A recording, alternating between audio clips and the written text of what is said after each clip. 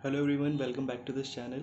आज की वीडियो मैं उन लोगों के लिए बना रहा हूँ जिन्होंने अभी एसएससी सीजीएल का प्री दिया हुआ है ना। आई एक्सपेक्ट कि आपने अपना एग्ज़ाम अच्छे से दिया होगा, लेकिन अब बात आती है मेंस की। तो आपने प्री कैसा भी दिया हो, मैं मानता हूँ अगर आपके कट ऑफ से 10 नंबर भी ऊपर हैं, ठीक है, तो भी आपके पूरे चांस होते हैं हमेशा किसी भी एग्ज़ाम को, एसएससी के किसी भी एग्ज़ाम को क्रैक करने के, ठीक है। क्योंकि मेन गेम जो होता है ना, मेंस का होता है वो कि 400 नंबर का होता है। तो यहाँ पर देखिए काफ़ी सारे कोर्सेज आपको मिल रहे हैं, चाहे वो गगन सर का हो, अभिनय सर का हो, और काफ़ी टीचर्स हैं, ठीक है। तो आप सोचते भी होंगे कि हमें कोर्स ले लेना चाहिए, ऐसा ना हो कि हमारी पढ़ाई छूट जाए या फिर हम कहीं पर रह जाएं। हम सब बच्चों से आगे निकलना चाहते हैं, तो भाई आपको डिसाइड करना पड़ेगा कि ये कोर्स आपके लिए सही है भी या नहीं, ठीक है। तो आप कैसे डिसाइड करेंगे? तो अगर आप तैयारी कर रहे हैं तो मैं आपको दो कैटेगरी में डिवाइड करता हूँ। या तो आपने पहली बार अभी दिया होगा एसएससी सीजीएल का, प्री दिया है 2020 का, आपने फर्स्ट टाइम दिया होगा, या फिर आपका ये दूसरा या तीसरा अटैम्प्ट होगा, ठीक है। तो पहले मैं बात करूँगा जिनका दूसरा या तीसरा अटैम्प्ट है। देखिए, आपका अगर दूसरा या तीसरा अटैम्प्ट है तो आपको खुद सोचना चाहिए, क्या आपके पास किसी कोर्स की कमी है, क्या आपके पास नोट्स की कमी है, क्या आपने प्रॉपर टेक्निक्स अभी तक मैथ्स में, केवल मैथ्स की बात करूँ, कि आपने नहीं सीखी है। ये बात आपको खुद से पूछनी चाहिए।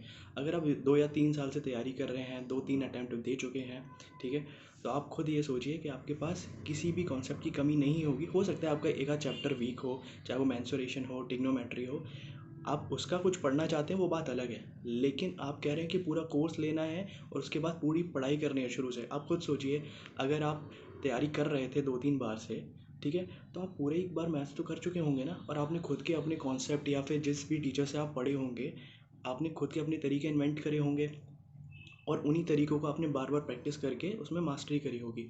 लेकिन जब आप नया कोर्स लेते हैं तो भाई हर टीचर का कॉन्सेप्ट अलग होता है, पढ़ाने का तरीका अलग होता है। क्या 3 महीने के टाइम में, 3 महीने मिलेंगे आपको मेंस के लिए, क्या 3 महीने के टाइम में आप सारी चीज़ें दोबारा से कर पाएंगे?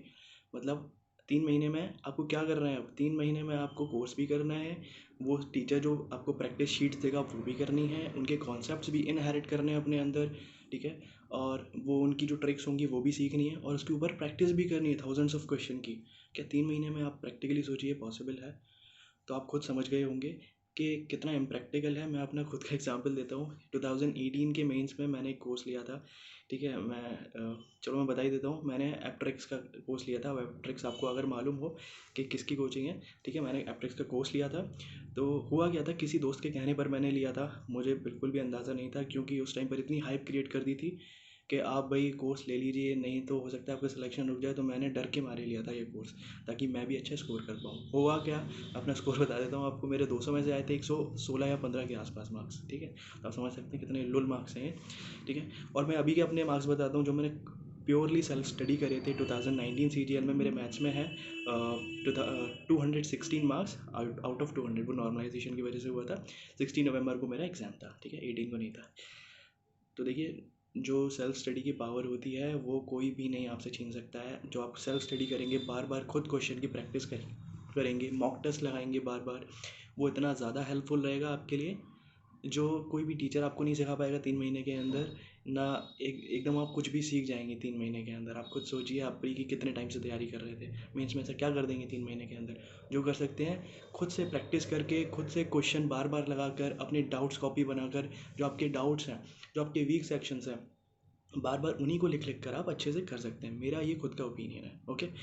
बाकी आपकी अपनी चॉइस है। अब मैं बात करता हूँ जिनका ये पहला अटैम्प्ट था, वो एक बार को सोच सकते हैं किसी भी कोर्स को लेने की। क्यों? देखिए, आपका अगर पहला अटैम्प्ट था, हो सकता है आपने प्री में इतना फुल फ्लैश तैयारी नहीं की हो, कुछ कॉन्सेप्ट्स आपके छूट गए हों, ठीक है। मैं एक चीज़ और बता दूं यहाँ पर, मैं किसी भी कोचिंग को या तो प्रमोट या फिर डिमोट करने के उसमें नहीं हूँ। देखिए, टीचर्स का काम ही होता है इन कोर्सेज़ को बेचना, क्योंकि वो भाई उनका तो ये लिवलीहुड है ना, तो वो कोई गलत काम नहीं कर रहे हैं, ठीक है।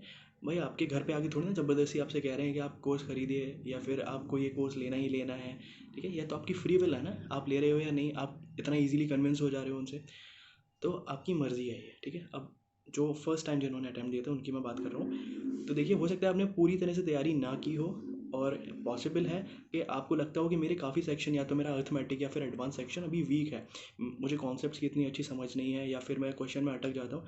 तो आप ज़रूर ये कोर्स ले सकते हैं और अपनी तैयारी को फिर से एक बार बूस्ट कर सकते हैं मेंस देने के लिए, ठीक है। तो आप समझ गए होंगे कि ये कोर्सेज़ आपको मेंस के लिए 2020 के लिए लेने चाहिए या नहीं।